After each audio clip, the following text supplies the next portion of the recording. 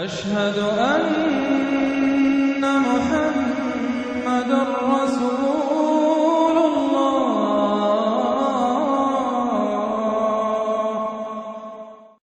سورۃ المجادلہ۔ یہاں پہ ایک نوٹ کر لیجئے کہ ان میں مسبحات کی ترتیب اس طرح ہے۔ ایک مسبحات میں سے ام المسبحات سورہ حدید، پھر ایک ہے بغیر مسبح تسبیح کے، پھر ایک صورت آئے گی پھر مسبحات میں سے سورہ حشر، پھر ممتحنہ آ جائے گی بغیر تسبیح کے۔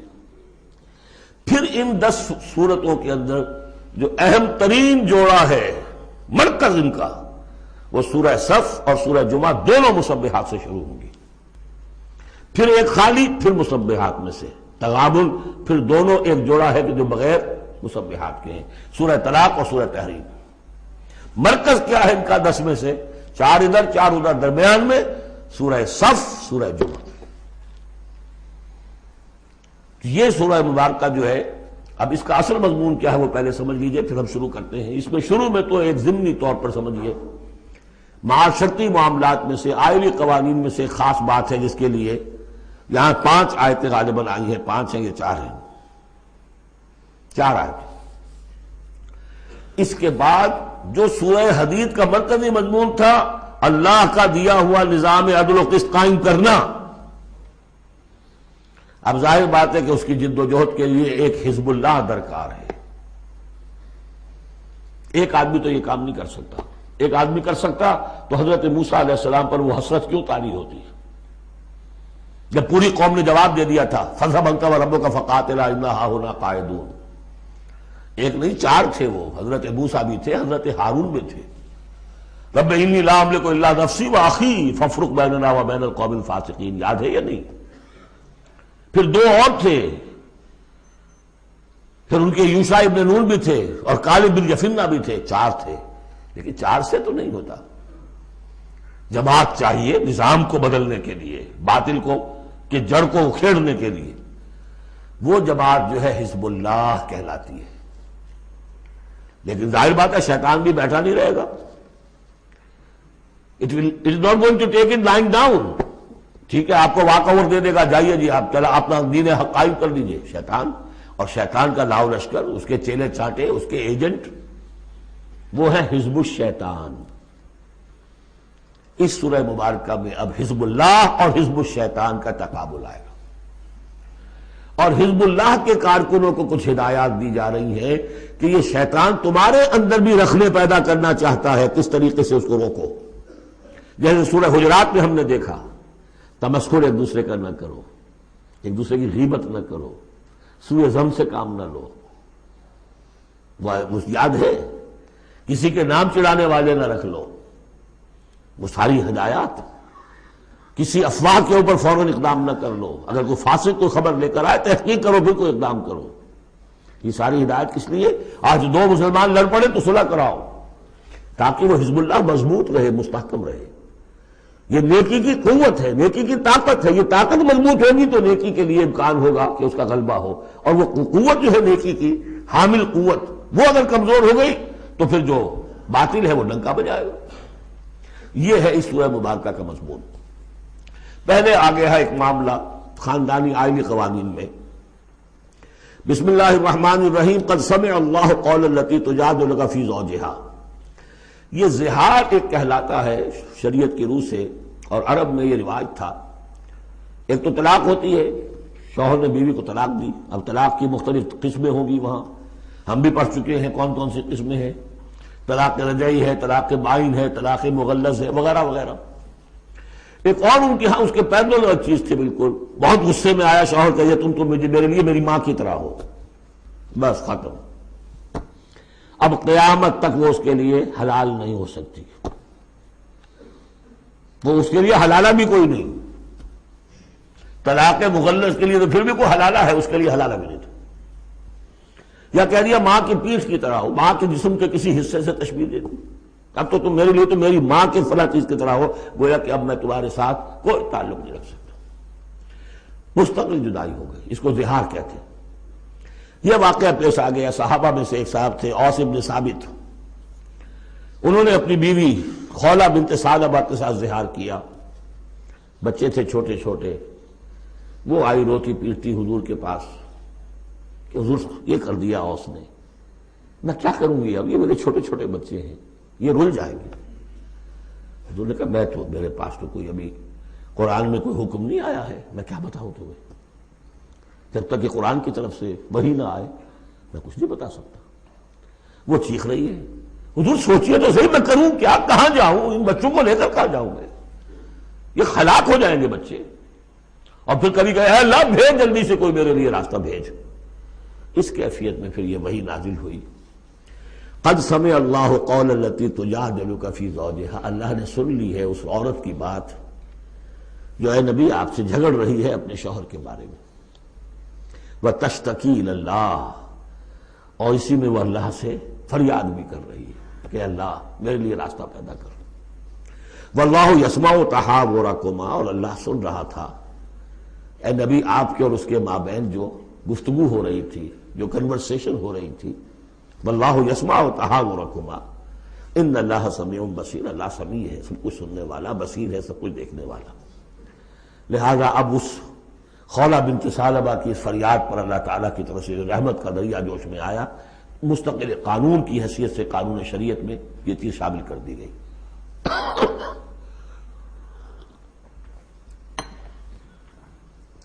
الذین یظاہرون منکم من نسائہم، اے مسلمانوں تم میں سے جو لوگ اپنی بیویوں کو اپنی ماں کہہ بیٹھے، ماں ہن امہاتہم، وہ ان کی مائیں تو نہیں بن جاتی کہہ دینے سے، جیسے کسی کو بیٹا کہنے سے بیٹا تو نہیں بن جائے گا، وہ منہ بولے بیٹے کی کوئی حیثیت نہیں، اسی طرح یہ ماں کہہ دینا اسے کوئی معنی نہیں۔ ان امہاتہم الا اللہ ولدنہم، ان کی مائیں تو وہی ہیں جنہوں نے انہیں جنا ہے۔ وَإِنَّهُمْ لَيَقُولُونَ مُنْكَرًا مِنَ الْقَوْلِ وَالزُّورَ، یقیناً جو بات کہہ رہے ہیں وہ جھوٹی ہے اور بہت ناپسندیدہ بات ہے۔ وَإِنَّ اللَّهَ لَعَفُوٌّ غَفُورٌ، اللہ تعالیٰ عفو ہے، معاف فرمانے والا ہے اور غفور ہے، بخشنے والا ہے۔ چونکہ ابھی تک یہ رواج تھا، چل رہا تھا، لہذا اگر اوس سے یہ بات ہو گئی ہے تو اللہ معاف کرے گا انہیں، اور جس سے بھی ہوئی ہے اس وقت اللہ معاف کرے گا، لیکن اب جو ہے قانون آ رہا ہے۔ والذین یظاہرون من نسائہم ثم یعودون لما قالوا، وہ لوگ کہ جو اپنی بیویوں کو اپنی ماں سے یا اپنی ماں کے جسم کے کسی حصے سے تشبیہ دے بیٹھے اور پھر وہ لوٹنا چاہیں، اعادہ کرنا چاہیں لما قالوا، جس بات کو انہوں نے کہا تھا اس سے واپس آنا چاہیں، فتحریر رقبۃ من قبل ان یتماسا، تو ایک غلام کو آزاد کرنا ہوگا اس سے پہلے کہ وہ آپس میں ایک دوسرے کو مس کریں۔ ذالکم توعدون بہ، گویا کہ کفارہ بتا دیا اللہ تعالیٰ نے، اس کا کفارہ ادا کرو اور بس بات ختم۔ ذالکم توعدون بہ، یہی ہے جس کا کہ تمہیں باعث کہا جا رہا ہے، نصیحت کی جا رہی ہے، ہدایت دی جا رہی ہے۔ واللہ بما تعملون خبیر، اور جو کچھ تم کر رہے ہو اللہ اس سے باخبر ہے۔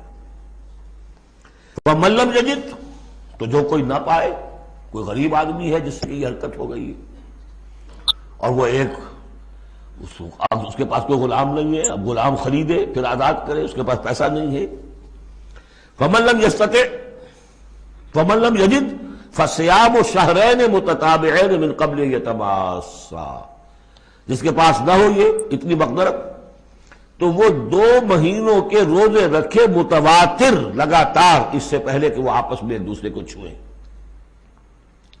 اب یہ بھی بہت سخت سزا ہے، 2 مہینے کے روزے متواتر، بیچ میں کوئی چھوٹے نہ۔ فمن لم یستطع، ایسا بھی ہو سکتا ہے کسی میں اتنی ہمت نہ ہو، کوئی اتنا ضعیف ہے، کوئی بیمار ہے، کسی کو ڈائبٹیز ہے، کچھ اور ہے، وہ روزے نہیں رکھ سکتا۔ فمن لم یستطع فاطعام 60 مسکینا، تو 60 مسکینوں کو کھانا کھلانا، ایک روز کی روزی جو ہے، اور وہ ہو بھی من اوسط ما تطعمون اہلیکم، وہ کھانا ہو گئی تم اپنے اہل و عیال کو کھلاتے ہو، وہ اوسط کھانا۔ ذالک لتؤمنوا باللہ ورسولہ، یہ اس لیے ہے تاکہ تم یقین کرو اللہ پر، اس کے رسول پر۔ میں کافی عرصے تک اور کافی تلاش بھی میں نے کیا کہ اس کا مفہوم کیا ہے، یہ تمہیں دیا جا رہا تاکہ تم ایمان رکھو اللہ پر، اس کے رسول پر، کیا مطلب ہوا؟ بات سمجھ میں آ گئی۔ واقعہ یہ کہ جب کوئی شخص کفارہ ادا کرتے ہوئے یہ سختی جھیلتا ہے، اس خیال کے ساتھ کہ اللہ کا قانون ہے تو اس کے ایمان میں اضافہ ہوتا ہے، یقین بڑھے گا، اس کا مشقت کر رہا ہے۔ جیسے کہ ایمان سے عمل صالح پیدا ہوتا ہے، عمل صالح سے بھی ایمان پیدا ہوتا ہے۔ یہی بات سورہ حجرات میں ہم دیکھ آئے تھے، یمنون علیک ان اسلموا قل لا تمنوا علی اسلامکم بل اللہ یمن علیکم ان ہداکم للایمان ان کنتم صادقین۔ ایمان کے راستے پر اللہ تمہیں لے آیا ہے، اسلام میں داخل ہو گئے ہو تو ایمان تک بھی پہنچ جاؤ گے، اور یہ اللہ کا بڑا احسان مانو۔ تو فرمایا ذالک لتؤمنوا باللہ ورسولہ، یہ اس لیے ہے تاکہ تم ایمان پوری طرح تمہارے اندر ایمان اور راسخ ہو جائے اللہ پر اور اس کے رسول پر۔ وتلک حدود اللہ، یہ اللہ کی حدود ہے۔ وللکافرین عذاب علیم، اور کافروں کے لیے بہت دردناک عذاب ہے۔ ان الذین یحادون اللہ ورسولہ کبتوا کما کبت الذین من قبلہم وقد انزلنا آیات بینات وللکافرین عذاب مہین۔ صدق اللہ العظیم۔ جیسا کہ میں عرض کر چکا ہوں، سورہ حدید میں اللہ تعالیٰ کے لائق دیے ہوئے نظام عدل و قسط کے قیام کو، انبیاء کرام کی بعثت، کتابوں کے نزول اور جو میزان اللہ نے عطا فرمائی ہے اس کا مقصد قرار دیا گیا۔ ظاہر بات ہے کہ اس نظام عدل و قسط کو قائم کرنے کے لیے جد و جہد ایک سعی کرنی پڑے گی، اور اس میں یقیناً رکاوٹ ڈالی جائے گی ان لوگوں کی طرف سے کہ جو ایک غیر عادلانہ نظام میں مفادات اٹھا رہے ہوں، جن کو کہ کچھ پریولیجز حاصل ہوں۔ مثلا فرض کیجئے کسی معاشرے کے اندر سیاسی ریپریشن ہے، جبر ہے، ظاہر بات ہے کہ وہ ڈکٹیٹر ہیں، کچھ لوگ ہیں کہ جنہوں نے دوسرے لوگوں کو دبایا ہوا ہے، وہ کبھی پسند نہیں کریں گے کہ لوگوں کو ان کے حقوق مل جائیں۔ یا کسی معاشرے کے اندر زیادہ نمایاں چیز جو ہے وہ معاشی استحصال ہے، اکنامک ایکسپلائٹیشن ہے۔ نتیجہ کیا ہوگا کہ ایک طبقہ ہوگا غرباء کا، ہیو ناٹس کا، ایک ہوگا ہیوز کا۔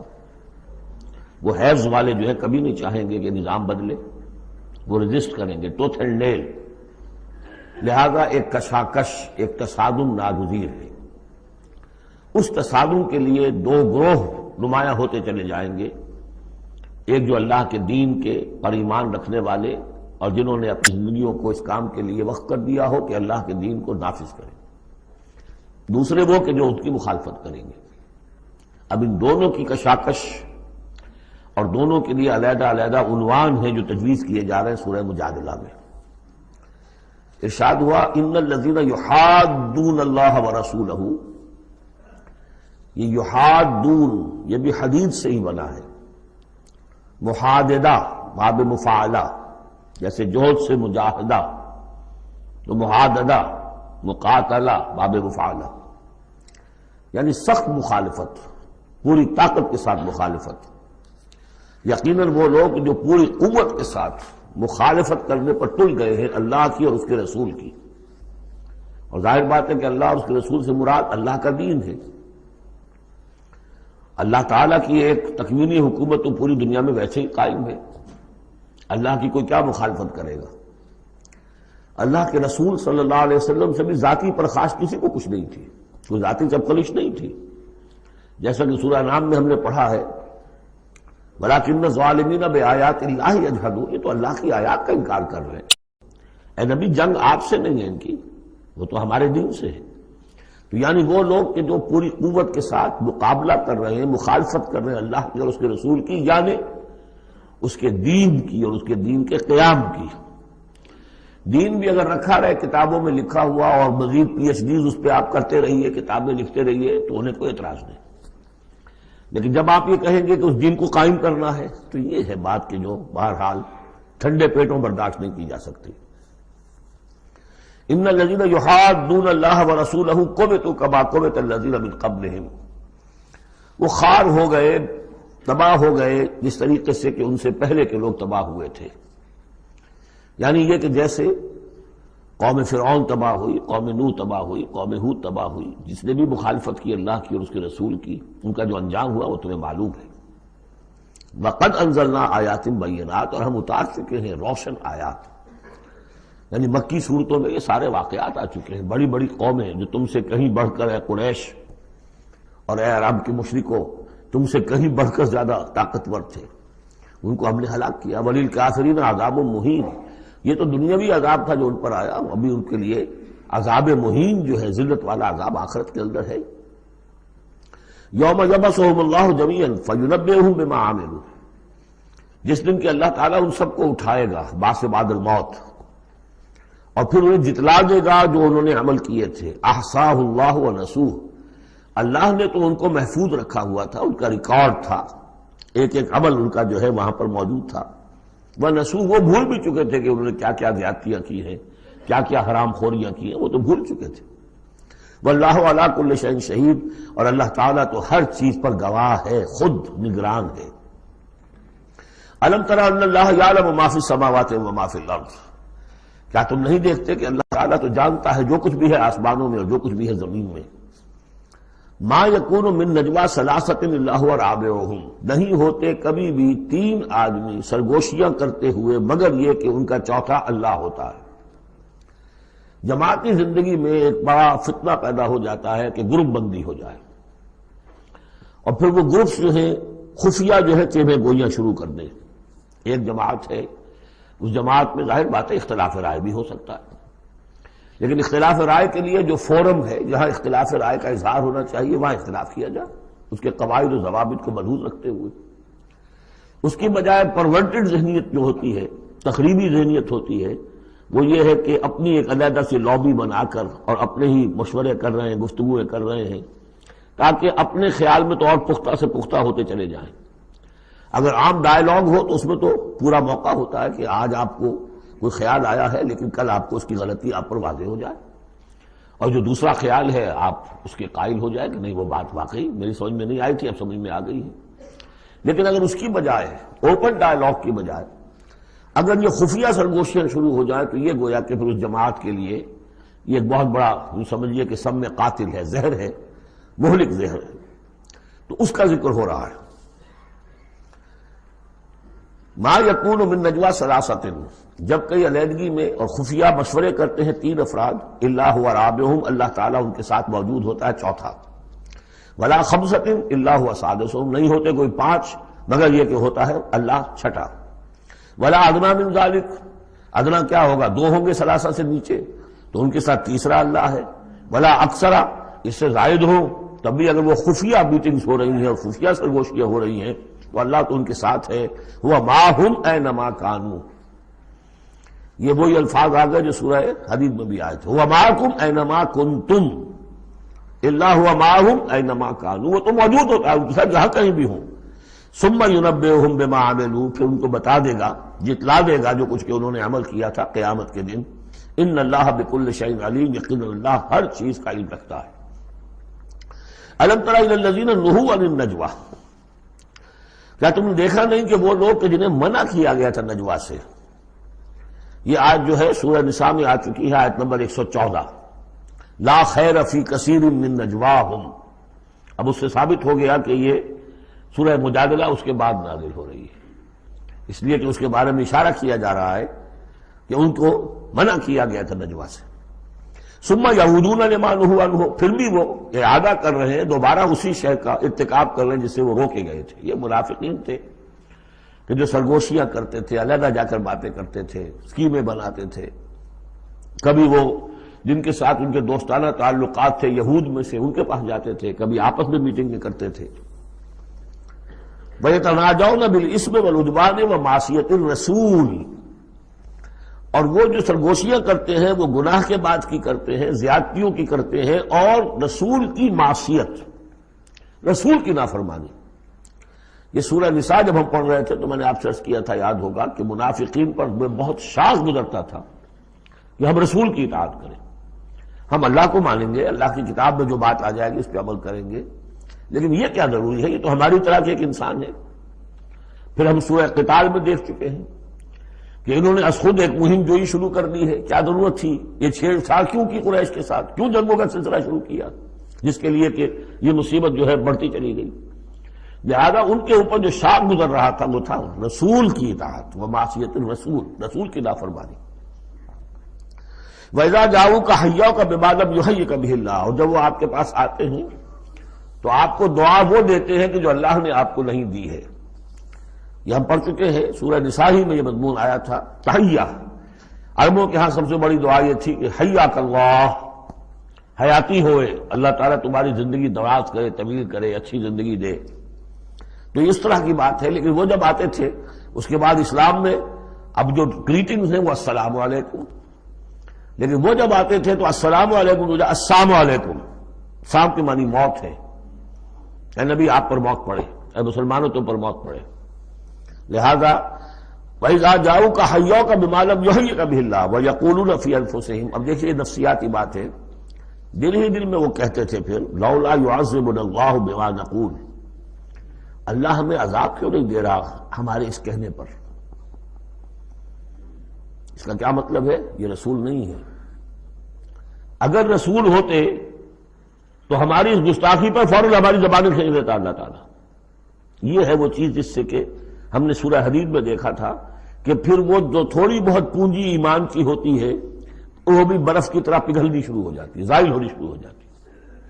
ایک شرارت کی، السلام علیکم یا رسول اللہ کہا، پھر اس کے بعد ہمیں پکڑ تو کوئی نہیں ہوئی، اس کا مطلب یہ اللہ کے رسول نہیں ہے۔ اللہ کے رسول ہوتے تو اللہ اپنے رسول کی یہ توہین اور یہ استہزاء کبھی برداشت نہ کرتا۔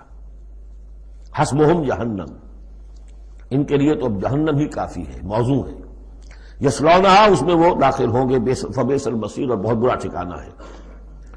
یا ایھا الذین آمنوا اذا تناجیتم، اے اہل ایمان، جب تمہیں کوئی سرگوشی کرنی ہو، علیحدہ جا کر بات کرنی ہو، فلا تتناجوا بالاسم والعدوان ومعصیۃ الرسول، تو دیکھو کسی گناہ کے کام کے لیے کوئی مشورہ ہو رہا ہے، اسکیم بن رہی ہے، کہیں کسی پر زیادتی کرنے کے لیے کوئی مشورہ کر رہا ہے خفیہ، یا رسول کی مخالفت، رسول کے احکام کی نافرمانی کی، یہ تمہاری سرگوشی کا موضوع نہیں ہونا چاہیے۔ وَتَنَاجَوْا بِالْبِرِّ وَالتَّقْوَىٰ، ہاں علیحدہ جا کر کسی کو کوئی بات سمجھانی ہے تو نیکی کی تلقین کرو، بھلائی کی تلقین کرو، صدقہ و خیرات کی تلقین کرو۔ وَاتَّقُوا اللَّهَ الَّذِي إِلَيْهِ تُحْشَرُونَ، اور دیکھو اس اللہ سے ڈرتے رہو، اس کا تقوی اختیار کرو جس کی طرف کہ تمہیں لازماً جمع کیا جائے گا۔ انما النجوى من الشیطان، یہ نجوہ جو ہے یہ شیطانی عمل ہے، یہ شیطان کا کام ہے، یہ اس کی تحریک پر اور اسی کی طرف سے اس کے لیے تمہیں موٹیویشن ملتی ہے۔ لِيَحْزُنَ الَّذِينَ آمَنُوا، تاکہ اہل ایمان جو ہے وہ رنجیدہ ہوں۔ ایک تو یہ کہ یہ ساری ان کی اسکیمیں جو ہوتی تھی وہ اسی لیے ہوتی تھی مسلمانوں کو نقصان پہنچانا، ظاہر بات ہے کہ نقصان پہنچے گا وقتی اور عارضی طور پر، تو طبع بشری کی بنا پر کچھ نہ کچھ رنج اور افسوس تو ہوگا۔ اور ایک اس میں اور بات بھی نفسیاتی یہ ہے کہ فرض کیجئے کہ آپ نے دیکھا 3-4 آدمی ادھر خسر پسر کر رہے ہیں، تو خواہ آپ کو خیال ہوتا ہے کہ یہ میرے بارے میں کوئی بات کر رہے ہیں، اور اس سے کہ آپ کی طبیعت پر ایک الٹا اثر ہوتا ہے۔ کبھی کبھی خاص طور پر ایسا بھی ہوتا ہے کہ آپ کی طرف کسی نے دیکھ بھی لیا مسکرا کے، اور یہ در حقیقت انہیں ستانے کے لیے، چڑھانے کے لیے۔ لِيَحْزُنَ الَّذِينَ آمَنُوا، تاکہ اہل ایمان جو ہے وہ حزن سے دو چار ہوں، دلگیر ہوں، دل گرفتہ ہوں۔ وَلَيْسَ بِضَارِّهِمْ شَيْئًا، حالانکہ یہ شیطان کوئی ضرر نہیں پہنچا سکتا انہیں کچھ بھی، إِلَّا بِإِذْنِ اللَّهِ، مگر اللہ کے اذن سے۔ اللہ کی طرف سے کوئی آزمائش آنی ہے تو آئے گی، کوئی روک نہیں سکتا، لیکن شیطان اپنے ارادے سے، اپنے اختیار سے کوئی ضرر نہیں پہنچا سکتا۔ وَعَلَى اللَّهِ فَلْيَتَوَكَّلِ الْمُؤْمِنُونَ، اور اہل ایمان کو توکل کرنا چاہیے صرف اللہ پر۔ اہل ایمان کا توکل اور بھروسہ، یہ کچھ نہیں ہوگا ان کے کیے، تم اپنا فرض ادا کرو، اللہ تعالیٰ تمہارے ساتھ ہے۔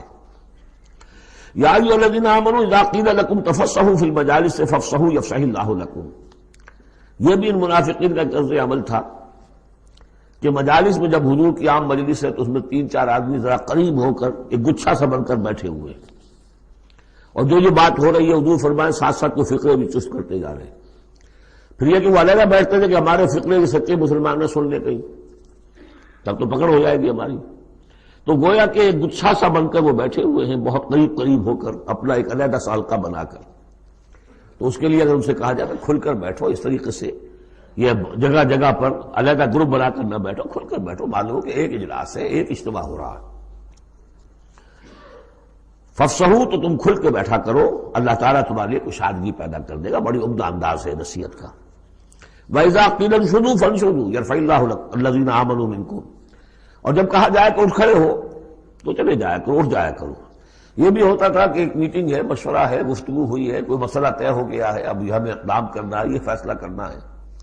اب یہ کہ جب مجلس برخاست ہوئی وہ بیٹھے ہوئے وہیں پر کچھ ایک گروپ بنا کر اب اس کے اوپر تبصرے ہو رہے ہیں، یہ بھی در حقیقت بحیثیت مجموعی جماعت کے اندر ایک سوء ظن کی سی فضا پیدا کرنے والی شے ہے۔ اب جب اجتماع تھا، بیٹھے تھے، اجتماع ختم ہو گیا، اب جائیے۔ جب کہا جائے کہ اٹھ جاؤ تو اٹھ جایا کرو، اٹھ کھڑے ہوا کرو۔ یرفع اللہ الذین آمنوا منکم، اللہ تعالیٰ تم میں سے جو واقعی اہل ایمان ہے ان کے درجات بلند کرے گا۔ والذین اوتوا العلم درجات، اور جن کو اللہ تعالیٰ نے علم دیا ہے، حقیقی علم دیا ہے، ان کے درجات بلند کرے گا۔ واللہ بما تعملون خبیر، اور اللہ تعالیٰ جو کچھ تم کر رہے ہو اس سے باخبر ہے۔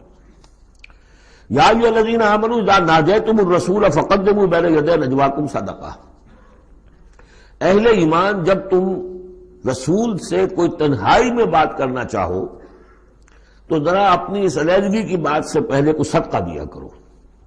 اب اس کا بھی پس منظر سمجھیے، یہ چیزیں سمجھ میں نہیں آ سکتی اگر جماعتی ایک شکل سامنے نہ ہو اور اس میں ایک جد و جہد کی شکل۔ ہوتا کیا ہے کہ کچھ لوگ وہ اپنی حضور سے قرب ظاہر کرنے کے لیے اور اپنی حیثیت کو علیحدہ ممیز کرنے کے لیے، حضور ذرا مجھے آپ سے علیحدگی میں بات کرنی ہے تاکہ لوگ دیکھ لیں یہ کوئی بڑا چودھری ہے، بڑا اہم آدمی ہے، یہ علیحدگی میں جا کے بات کر رہا ہے، تو بڑا یعنی یہ کہ حضور کو بھی اس پر اعتماد ہے، اور وہ اپنی ایک نمایاں حیثیت ظاہر کرنے کے لیے۔ اور جو ان میں منافق تھے، جو عبداللہ ابن ابی کے بارے میں آپ کو بتا چکا ہوں کہ جب حضور جمعے کا خطبہ دینے کھڑے ہوتے تھے تو پہلے صف میں ہوتا تھا، پہلے کھڑا ہو جاتا تھا خود، اور کہہ رہے لوگوں دیکھو توجہ سے سنو، یہ اللہ کے رسول ہے، تاکہ اس کی اپنی حیثیت ظاہر ہو جائے کہ وہ یہاں کا چودھری ہے۔ اور وہ تھا مدینے کا چودھری اس لیے کہ خزرج کا سردار تھا، اور خزرج بڑا قبیلہ تھا، اور طے کر چکے تھے اہل مدینہ کہ اسے بادشاہ بنا لیں گے، اپنا نظام بنائیں گے، چونکہ بہت عرصہ ہو گیا تھا انہیں باہم لڑتے ہوئے اوس اور خزرج کو۔ اب وہ چاہ رہے تھے کوئی ایک نظام ہو جائے، ہمارا بھی ایک بادشاہ ہو کوئی، اور اس کے لیے تاج بن چکا تھا، بس تاج پوشی باقی تھی کہ حضور تشریف لے آئے جو بے تاج بادشاہ بن گئے۔ اب اس کے جو بادشاہی کے خواب تھے سارے کے سارے جو ہیں وہ ختم ہو گئے، لہذا اس کے اندر دشمنی اول روز سے تھی، تو وہ بھی اپنی اس حیثیت کو ظاہر کرنے کے لیے کھڑے ہو کر کہتا تھا۔ اسی طرح یہ کہ اذا ناجیتم الرسول، تو اب آپ نے چونکہ مال سے جو ہے محبت بہت تھی، حضور نے کہا کہ پہلے کو صدقہ دے کر پھر ذرا آ کے حضور سے بات کیا کرو۔ ٹیکس لگا دیا اللہ تعالیٰ نے حضور سے علیحدہ گفتگو کا۔ اب وہ تو اس سے پہلوتی کر گئے، اور تھا صرف یہی بتانا تھا کہ یہ لوگ جو بہت ان کو مال سے اتنی محبت ہے کہ کوئی صدقہ دے کر اور پھر حضور سے علیحدہ گفتگو کرنے کے لیے کوئی آمادہ نہیں ہوا ان میں سے۔ حضرت علی کہتے ہیں رضی اللہ تعالیٰ عنہ، میں واحد شخص تھا جس نے حضور سے تنہائی میں گفتگو کے لیے آپ سے وقت مانگا اور صدقہ جو ہے اس کو پیش کیا، لیکن اللہ تعالیٰ نے جلد ہی اس حکم کو جو ہے منسوخ بھی کر دیا۔ یہ حکم بہت جلدی منسوخ ہوا ہے۔ یا ایھا الذین آمنوا اذا ناجیتم الرسول فقدموا بین یدی نجواکم صدقہ ذالک خیر لکم واطہر، یہ تمہارے لیے بہت بہتر بھی ہے اور بہت پاکیزہ بات ہے۔ فإن لم تجدوا فإن اللہ غفور رحیم، ہاں اگر تم غریب ہو، تمہیں نہیں تمہارے پاس کوئی شے ہے تو اللہ تعالیٰ غفور اور رحیم ہے، یہ گنجائش رکھتی تھی۔ لیکن ظاہر بات ہے منافقین تو غریب نہیں تھے، وہ تو متمول لوگ تھے، مرفع الحال لوگ تھے۔ اس کے بعد فرمایا اشفقتم ان تقدموا بین یدی نجواکم صدقات، کیا تم ڈر گئے اس سے کہ رسول کے ساتھ اپنی تنہائی کی بات اور ملاقات سے پہلے کوئی صدقہ دو؟ فَإِذْ لَمْ تَفْعَلُوا وَتَابَ اللَّهُ عَلَيْكُمْ، تو جب تم نے یہ نہیں کیا تو اللہ تعالیٰ نے بھی تمہاری توبہ کو قبول کیا، تم پر نظر عنایت فرمائی۔ فَأَقِیمُوا الصَّلَاةَ وَآتُوا الزَّکَاةَ وَأَطِیعُوا اللَّهَ وَرَسُولَهُ، تو بس ٹھیک ہے نماز قائم رکھو، زکوٰۃ ادا کرو اور اللہ اور اس کے رسول کی اطاعت کرتے رہو۔ وَاللَّهُ خَبِیرٌ بِمَا تَعْمَلُونَ، اللہ باخبر ہے اس سے کہ جو تم کر رہے ہو۔ تو یہ حکم آیا بہت عارضی طور پر اور بہت جلد ختم بھی کر دیا گیا، لیکن یہ کہ اس سے وہ لوگ نمایاں ہو گئے کہ جو پہلے بہت ہی بار بار آتے تھے اور علیحدہ سے مشورے کرتے تھے اور اپنی ایک حیثیت جو ہے اس کا اظہار اس طریقے سے کیا کرتے تھے، جب اس حکم کے بعد چند دن تک وہ نہیں آئے تو معلوم ہو گیا ہوگا اور پھر ان کو بھی شرم آئی ہوگی کہ اب دوبارہ ہم وہ کام نہ کریں۔ الم تر الی الذین تولوا قوما غضب اللہ علیہم، کیا تم نے غور نہیں کیا کہ وہ لوگ کہ جنہوں نے دوستی گانٹھی ہے ان سے کہ جن پر اللہ کا غضب ہے. یہاں مراد کون ہے؟ یہودی کون ہے؟ مغضوب علیہم، جو لوگ ہیں مسلمانوں تم میں سے، چاہے اوس کے ہوں یا خزرج کے ہوں، جنہوں نے ان سے ابھی تک یارانے گانٹھے ہوئے ہیں، دوستیاں ہیں، حلیفی کے پرانے تعلقات کو ابھی تک نبھا رہے ہو. الم تر الی الذین تولوا قوما غضب اللہ علیہم ما هم منکم ولا منهم، وہ نہ تم میں سے ہے نہ ان میں سے. یہ منافقین کا یہ رول، لا الہ الا ولا الہ الا، مذبذبین بین ذلک، سورہ نساء میں ہم پڑھ چکے ہیں. وَيَحْلِفُونَ عَلَى الْكَذِبِ وَهُمْ يَعْلَمُونَ، اور وہ جانتے بوجھتے جھوٹے حلف اٹھاتے ہیں، قسمیں کھاتے ہیں، جھوٹی قسمیں کھاتے ہیں. أَعَدَّ اللَّهُ لَهُمْ عَذَابًا شَدِيدًا، اللہ تعالیٰ نے تیار کر رکھا ہے ان کے لیے ایک سخت عذاب. إِنَّهُمْ سَاءَ مَا كَانُوا يَعْمَلُونَ، یقیناً جو طرز عمل وہ اختیار کیے ہوئے وہ بہت ہی برا ہے. اتخذوا أيمانهم جنة، انہوں نے اپنی قسموں کو ڈھال بنا لیا ہے. جہاں کسی بات پر گرفت ہوئی، خدا کی قسم، اللہ گواہ ہے یہ معاملہ یوں نہیں تھا، یوں تھا. اب دوسرا شخص جو ہے شریف مسلمان ہے، وہ مروت میں آ کے اللہ کی قسم کھا رہا ہے تو کم سے کم چپ تو ہو جاتا تھا. اب میں کیا کروں؟ لہذا انہوں نے قسموں کو اپنی ڈھال بنا دیا. فصدوا عن سبیل اللہ، تو وہ رکتے بھی ہیں، روکتے بھی ہیں اللہ کے عذاب سے، اللہ کے راستے سے. فلہم عذاب مہین، تو ان کے لیے اہانت آمیز عذاب ہے. لن تغنی عنہم اموالہم ولا اولادہم من اللہ شیئا، ان کے کچھ کام نہیں آئیں گے، نہ ان کے اموال نہ ان کی اولادیں، من اللہ کے مقابلے میں کچھ بھی. اولئک اصحاب النار، یہ حقیقتاً جہنمی ہیں، ہم فیہا خالدون، اور اس میں ہمیشہ ہمیشہ رہیں گے. بظاہر کون ہے؟ بظاہر تو محمد کے ماننے والے ہیں صلی اللہ علیہ وسلم. منافق کون تھے؟ اسلام کا دم بھرتے تھے، کہتے تھے ہم مسلمان ہیں. جو سورہ منافقون آئے گی اسی سلسلے میں، قسمیں کھاتے تھے. اذا جاءک المنافقون قالوا نشهد انک لرسول اللہ واللہ یعلم انک لرسولہ واللہ یشهد ان المنافقین لکاذبون. یہ منافق جو کہہ رہے ہیں جھوٹ کہہ رہے ہیں، حالانکہ بات تو کہہ رہے ہیں سچی ہے کہ آپ اللہ کے رسول ہیں، بات سچی کہہ رہے ہیں لیکن ہیں جھوٹے، اس لیے کہ ان کے دل میں آپ پر ایمان نہیں ہے. یوم یبعثہم اللہ جمیعا، جس دن کہ اللہ تعالیٰ ان سب کو اٹھائے گا. فَيَحْلِفُونَ لَهُ كَمَا يَحْلِفُونَ لَكُمْ، تو وہ اللہ کے سامنے بھی اسی طرح کی جھوٹی قسمیں کھائیں گے جیسے کہ آج تمہارے سامنے کھا رہے ہیں. یعنی یہ کہ ان کی عادت جھوٹی قسمیں کھانے کی اتنی پختہ ہو جائے گی کہ تمہارے سامنے جس طرح کی جھوٹی قسمیں کھاتے ہیں ایسی جھوٹی قسمیں اللہ کے سامنے کھائیں گے، وہاں بھی جا کر یہ چوکنے والے نہیں. یحلفون لکم، جیسے تمہارے یہ قسمیں کھاتے ہیں. یحسبون انہم علی شیء، سمجھیں گے کہ ہم ہیں کسی نہ کسی بات پر، ہماری بھی کوئی حیثیت ہے. بہرحال ہم نے بھی کچھ نہ کچھ تو کام کیا تھا، ہم نے نمازیں پڑھی تھی، ہم نے روزے رکھے تھے، ہم نے آخر ایک وقت میں ہم اسلام قبول کیا تھا ہم نے. وَيَحْسَبُونَ أَنَّهُمْ عَلَىٰ شَيْءٍ أَلَا إِنَّهُمْ هُمُ الْكَاذِبُونَ، آگاہ ہو جاؤ کہ وہ حقیقت میں جھوٹے ہیں. استحوذ علیہم الشیطان، شیطان نے ان کو اپنے قابو میں کر لیا ہے، شیطان نے قابو پا لیا ہے ان پر. فانساہم ذکر اللہ، اور انہیں غافل کر دیا ہے، بھلا دیا ہے انہیں اللہ کی یاد. اولئک حزب الشیطان، جان لو کہ یہ ہے شیطان کی پارٹی. یعنی شیطان کی پارٹی جو ہے، ایک تو وہ ہے کہ جو کھلم کھلا سامنے سے وار کرنے والے ہیں. مشرکین مکہ تھے، کھلم کھلا جو بھی کر رہے تھے حضور کے خلاف، کھلم کھلا اقدام تھا. انہوں نے اپنی گردنیں کٹوائی اپنے باطل معبودوں کے لیے، اپنے دین کے لیے، اپنے جو بھی ان کے توہمات تھے ان کے لیے. ایک یہ تھے یہودی، اور تیسرے تھے جو مسلمانوں کے اندر یہ ففتھ کالمسٹ عنصر جو تھا کہ جو منافقین پر مشتمل تھا. ان کا اور معاملہ کھل کر آئے گا مزید اگلی صورت میں سورہ حشر میں. یہ وہ لوگ ہیں جو مسلمانوں کے اندر ہوتے ہوئے حزب الشیطان کے اصل میں رکن تھے. اولئک حزب الشیطان الا ان حزب الشیطان هم الخاسرون، آگاہ ہو جاؤ کہ یہ شیطان کی پارٹی والے جو ہیں حقیقت میں یہی ہوں گے خسارے میں، یہی رہیں گے گھاٹے میں، یہی ہوں گے تباہ و برباد. اب یہ سائملٹینیس کنٹراسٹ ہے. جب حزب الشیطان کی یہ کارروائیاں اور ان کے یہ مختلف علامتیں بیان کر دی گئی تو حزب اللہ کا ذکر ہو رہا ہے.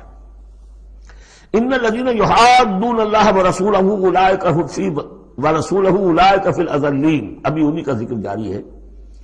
یقیناً وہ لوگ جو مخالفت کر رہے ہیں اور ایڑی چوٹی کا زور لگا رہے ہیں، یحادون اللہ ورسولہ، اولئک فی الاذلین، یہ لوگ ہوں گے جو سب سے زیادہ ذلیل ہو کر رہیں گے، سب سے زیادہ ذلیل، اذل۔ اور سمجھ لیجئے کہ یہی بات سورہ نساء میں ہے، ان المنافقین فی الدرک الاسفل من النار، یقیناً منافقین جو ہے وہ آگ کے سب سے نچلے طبقے میں ہوں گے۔ اب وہ مضمون آ گیا ہے جو اس سے پہلے سورہ صافات میں بھی آ چکا ہے، اور بہت اہم ہے یہ مضمون، اور اہم مضامین میں نے کئی مرتبہ عرض کیا قرآن مجید میں کم سے کم 2 جگہ ضرور ہوتے ہیں۔ کتب اللہ لأغلبن انا ورسلی، اللہ نے طے کر دیا ہے، لکھ دیا ہے، میں لازماً، میں اور میرے رسول غالب آئیں گے۔ سورہ صافات میں ہم پڑھ چکے ہیں، وَلَقَدْ سَبَقَتْ كَلِمَتُنَا لِعِبَادِنَا الْمُرْسَلِينَ إِنَّهُمْ لَهُمُ الْمَنْصُورُونَ وَإِنَّ جُنْدَنَا لَهُمُ الْغَالِبُونَ۔ یہ بات تو ہماری طرف سے پہلے ہی سے طے شدہ ہے کہ جنہیں بھی ہم رسول بنا کر بھیجیں گے ان کے بارے میں ہمارا یہ قانون ہے، اٹل ہے۔ وَلَقَدْ سَبَقَتْ كَلِمَتُنَا لِعِبَادِنَا الْمُرْسَلِينَ إِنَّهُمْ لَهُمُ الْمَنْصُورُونَ، کہ یقیناً ان کی مدد کی جائے گی۔ وَإِنَّ جُنْدَنَا لَهُمُ الْغَالِبُونَ، وہ تو ہمارا لشکر ہے، حزب اللہ ہے، ہماری پارٹی ہے، رسول اور اس کے ساتھی وہ تو ہماری پارٹی ہے، ہمارا لشکر لازماً غالب آئے گا۔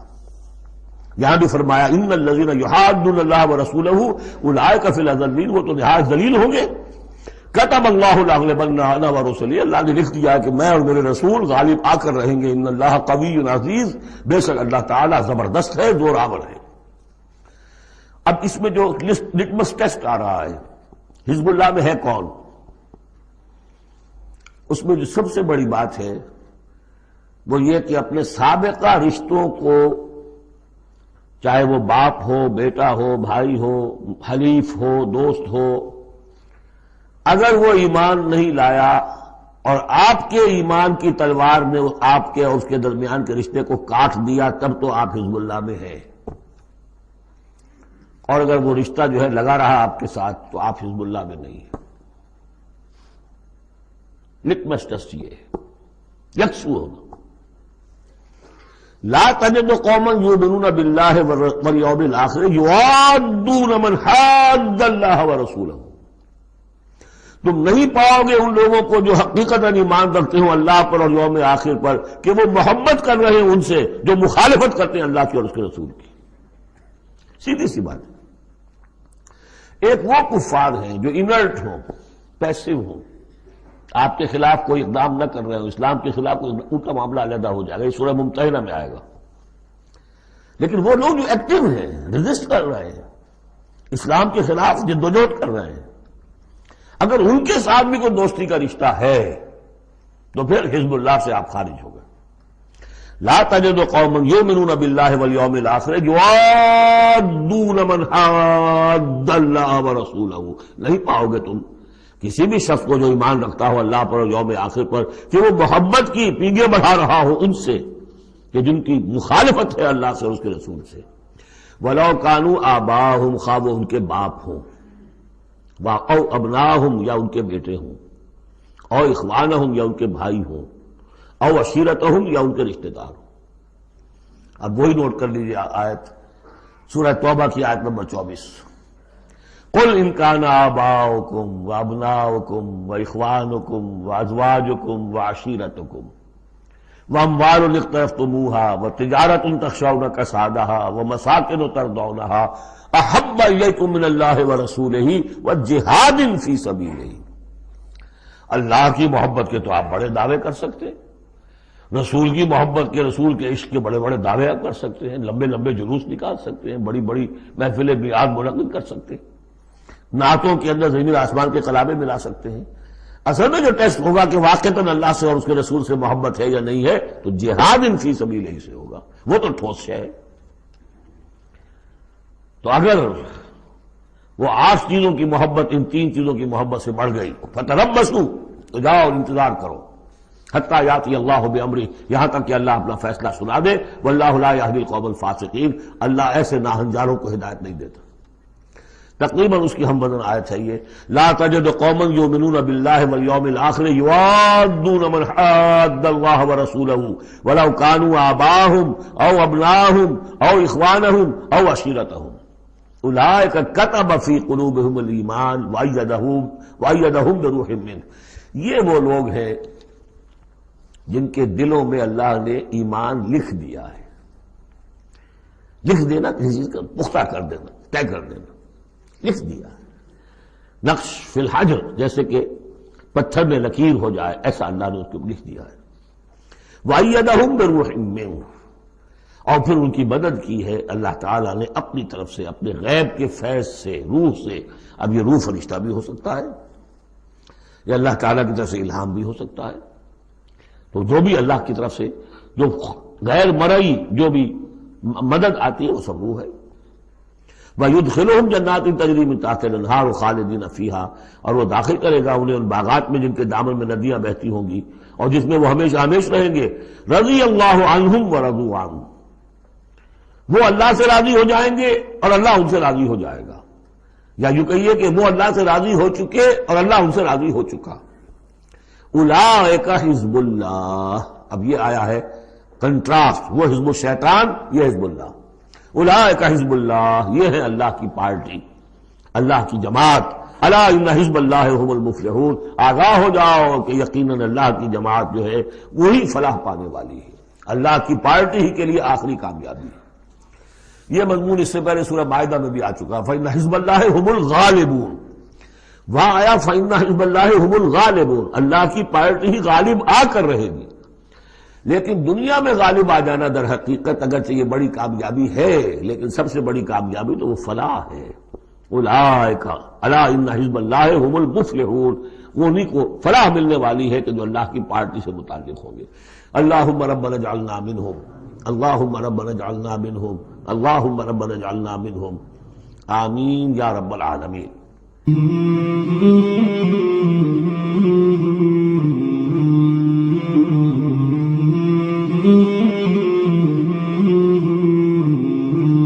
مولاي صل وسلم دائما أبدا على حبيبك خير الخلق كلهم، مولاي صل وسلم دائما أبدا على حبيبك خير الخلق كلهم، مولاي صل وسلم دائما